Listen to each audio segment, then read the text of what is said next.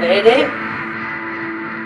मुझे एक कम त कर गोठ में वनी बटे चुगलियूं हणी बटे माण्हू ते विढ़ाए अच। अरे रे प्लीज तव मलियाई मुंह ते। अरे अॼुकल्ह जेका हे माण्हुनि मां मोहबत ख़तम थी वई आहे न ऐं घर घर जहिड़ा आहिनि सॼा कम तुंहिंजा आहिनि लानत कंहिं जाइ जा। इब्लीस इब्लीस मां मञा थो त मां शैतान आहियां मुंहिंजो कम ई माण्हुनि खे विढ़ाइण आहे पर अॼुकल्ह जे कुझु माण्हुनि मुंहिंजो ई रिकॉर्ड टोड़े छॾियो आहे। अरे खीर में पाणी मिलायो तव्हां ब्याज वठो तव्हां पराई न्याणियुनि खे बदनज़री सां ॾिसो तव्हां ग़रीब ऐं मुस्तहिक माण्हुनि जे राशन जा 8 अरब रुपया हड़प करे वञो तव्हां इल्ज़ाम वरी मूं शैतान। अरे मां त इब्लीस आहियां मां त उहे ई जहन्नुम में वेंदुसि पर तव्हां छो अहिड़ा कम करे पंहिंजी ज़िंदगी ऐं आख़िरत तबाह कयो। कुझु अकुल खां कमु वठो। मुंहिंजी सलाह इहा अथव त मुंहिंजे पोयां न लॻो इहो ई बहितर थींदो।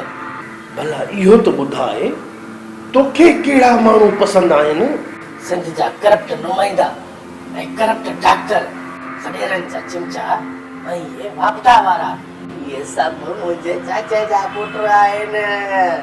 उन्हनि खे मां ॾाढो पसंदि कंदो आहियां।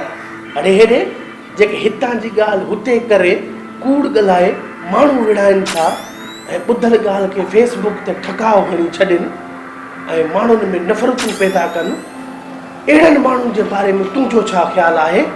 अहिड़ा माण्हू मुंहिंजा सका ॿाहिर आहिनि। हाणे सोचां थो त इन्हनि जी पघार शुरू कयां। इहे त मुंहिंजो कमु संभाले बीठा आहिनि।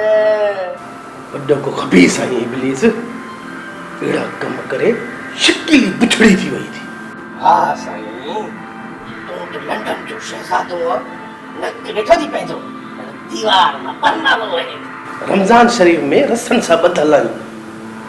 इन महीने में तूं कुझु बि नथो करे सघीं। जरिया रमज़ान में मां ॿधल आहियां त छा थी पियो? वॾेरनि जा चिमचा वापटा वारा ब्याज खोर खीर में पाणी विझण वारा ग़रीबनि जो हक़ खाइण वारा इहे त आज़ाद आहिनि न। इहे सभु मुंहिंजो कमु संभाले बीठा आहिनि। पोइ मूंखे कहिड़ी टेंशन आहे?